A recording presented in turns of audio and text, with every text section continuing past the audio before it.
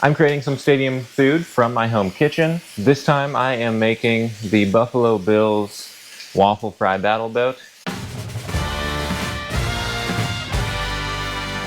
I have my chicken going here. Part of the battle boat is the Bills side and the opponent side.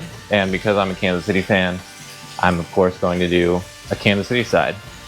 On the Bills side, I'll have some buffalo chicken. And then on the other side, I will have some pulled pork. When I went to the grocery store, they did not have waffle fries that were gluten-free for some reason. Everyone uses some sort of wheat in there. So instead of waffle fries, we are doing some tater rounds. For the buffalo side, we are going to finish cooking off this chicken. We will shred it and have it be shredded chicken, mix it in with some buffalo sauce, and put that on top of the tater rounds. And then on top of that, we'll have some blue cheese dressing to top it off. Chicken is getting close to be ready to be shredded. I'm going to do that now, and then I'll put it back in the pan to make sure that it is fully cooked, because right now I am able to see that it is not. That is one of the benefits of shredding chicken. You can make sure that it is done even when the outside looks perfectly golden brown and ready to go. A lot of times the inside does not reflect that.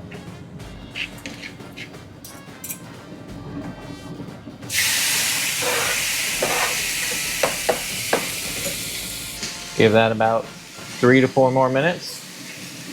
Then we'll get started on Kansas City. While we wait on that to finish up, I have been preheating my air fryer. It is ready for our tater rounds to go in.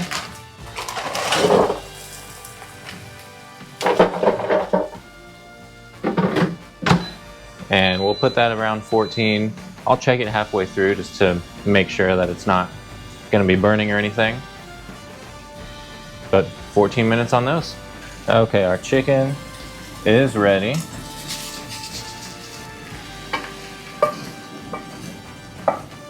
Okay, we'll keep that there for the moment. I am going to be using some store-bought pulled pork. Just need to heat it up and also add barbecue sauce to it because that's not on there already. As it heats up, it'll be able to break apart.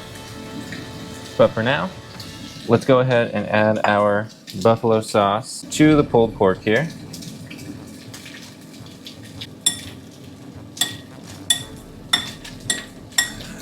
Buffalo chicken is ready to go on top of the tater rounds. And then again, we'll drizzle some of the blue cheese dressing on top. This seems extra difficult here.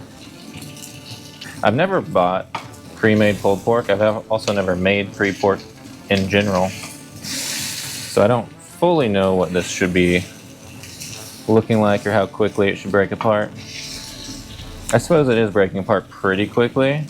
It does say it should be ready to go in like 5-ish minutes because it is pre-cooked. It just needs to be reheated. Fully broken apart now. Oh, halfway through. That was sneaky. He almost got the chicken. Halfway through tater rounds. I think the full 7 minutes will be good because there's a lot in there I put. So they're kind of stacked on top. Mixing it up will help. 7 more minutes to help them crisp up. I am going to add some coleslaw because that's typically one more thing that's on a pulled pork sandwich. Now I was going to buy store-made or pre-made coleslaw. Apparently none of that is gluten-free either. So we're doing some coleslaw dressing mixed in with some pre-packaged like shredded coleslaw that just needs some stuff added to it. I don't need a lot because the coleslaw is not the most important part of the pulled pork Kansas City battle boat side. It is just kind of a garnish. You can add however much you like to a pulled pork sandwich, but I do like a more wet coleslaw than dry. Sometimes you'll get a dry one, and that's just kind of a letdown. Okay, our pulled pork is warmed up, ready to go. Take that off the heat. And now our pulled pork. We'll add our barbecue sauce. One of the distinctions between barbecue sauces, you'll see Carolina barbecue sauce is much more liquidy. Kansas City barbecue sauce is thicker, and I do think Kansas City has the best barbecue. I've lived in Texas. Feels a little dry barbecue. I don't like the Carolina style barbecue sauce. It's too like liquidy, vinegary for me. Tater rounds are done.